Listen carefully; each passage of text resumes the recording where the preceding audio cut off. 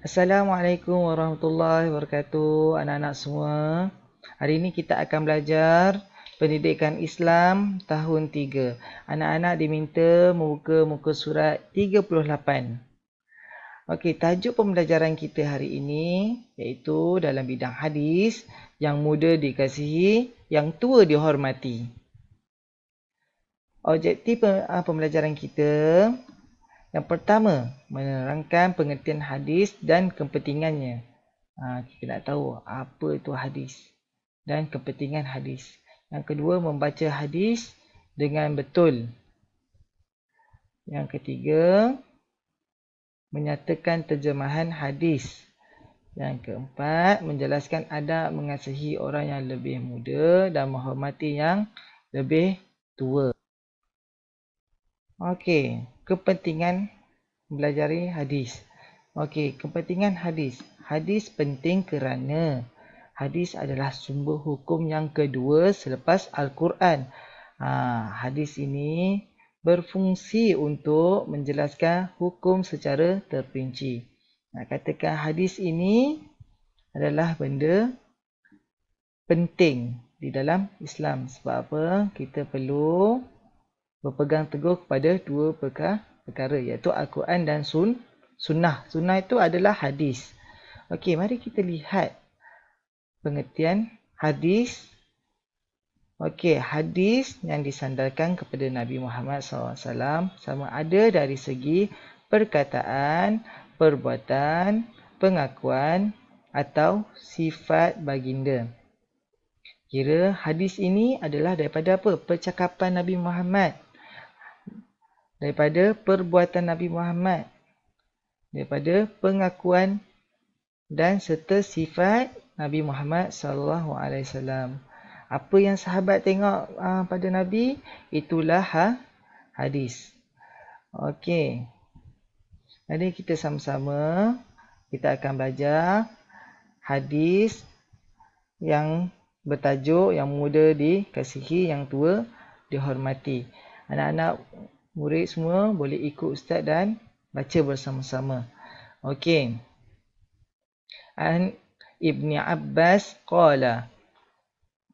An Ibni Abbas qala. Qala Rasulullah sallallahu alaihi wasallam. Qala Rasulullah sallallahu alaihi wasallam.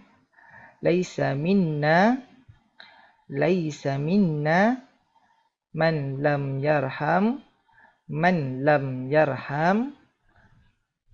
saghirana wa yuwaqqir kabirana.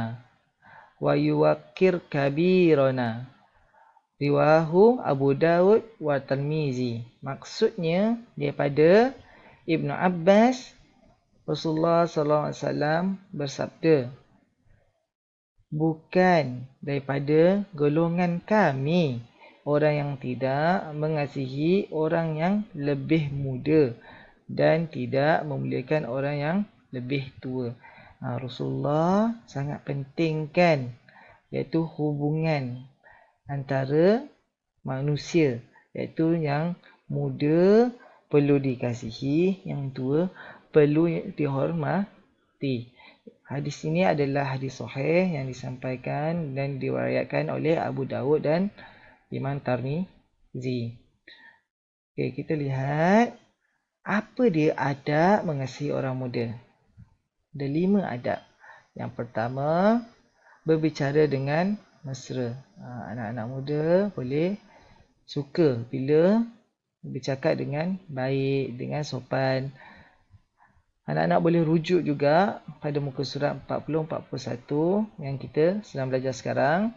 Yang kedua, mewujudkan hubungan baik dengan orang muda. Kita yang tua perlu wujudkan hubungan baik dengan orang muda. Jangan ketepikan, jangan pelekehkan orang muda.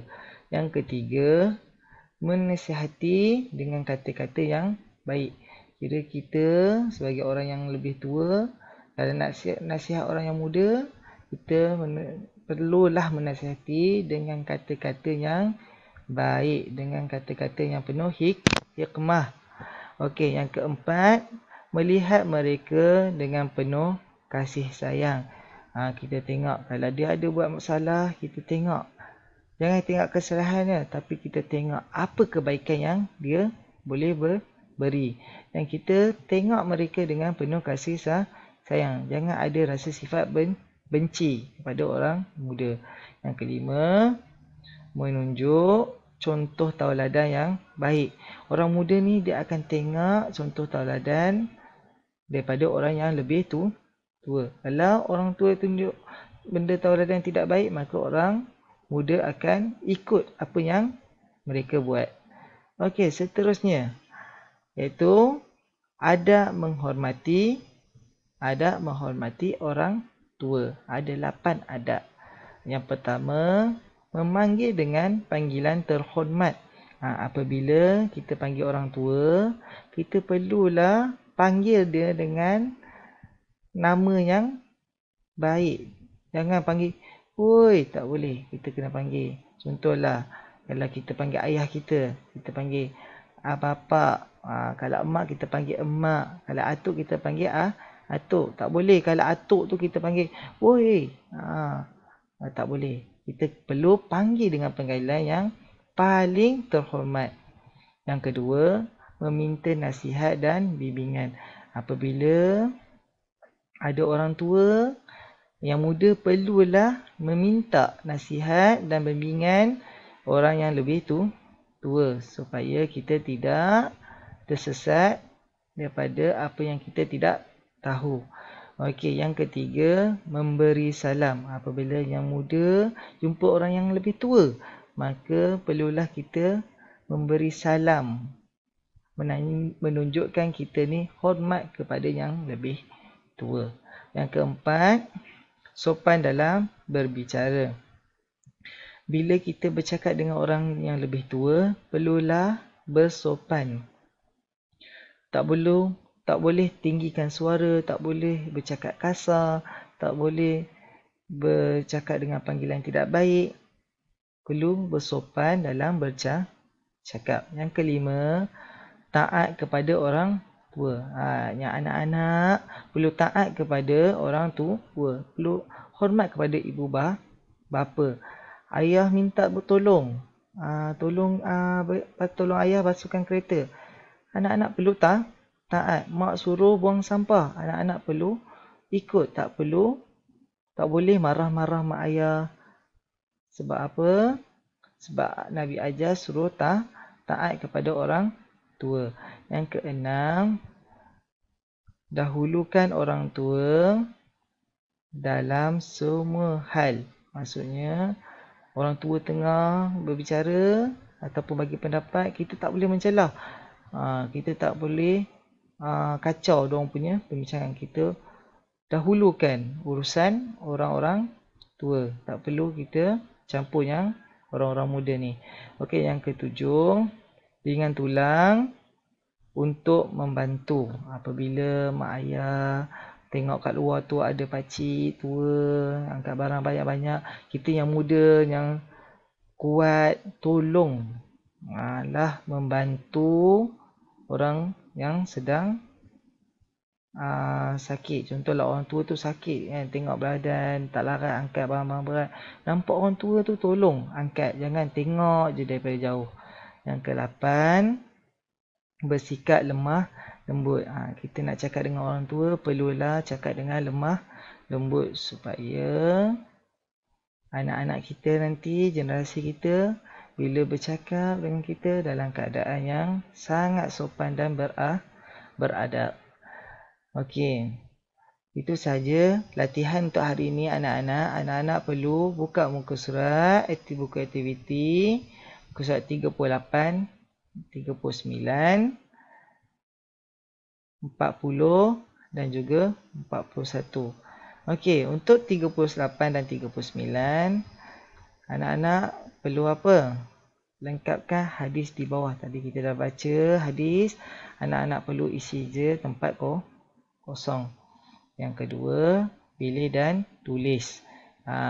Surat 39, anak-anak perlu pilih dan tulis mana dia punya yang betul. Hadis ni yang betul. Anak-anak perlu pilih jawapan yang betul. Seterusnya untuk muka surat 40 dan 41, pilih dan tulis. Ada mengasihi orang muda, tadi kita dah belajar. Ada mengasihi orang muda ada berapa? Dah ingat dan baca.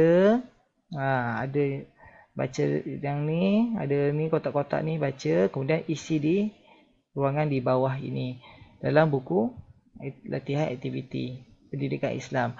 Yang terakhir isi tempat kosong. Ada menghormati orang tua. Kita dah belajar juga tadi. Kalau anak-anak perlu isi ada menghormati orang tua. Tengok gambar ni, ada buat apa? Gambar cakap, gambar untuk beri salam. Nak ni, Assalamualaikum. Oh, memberi salam, tulis memberi salam. Tengok apa gambar ni sedang tunjuk. Itu saja daripada Ustaz. Jazakallahu khair. Sekian, terima kasih. Assalamualaikum warahmatullahi wabarakatuh.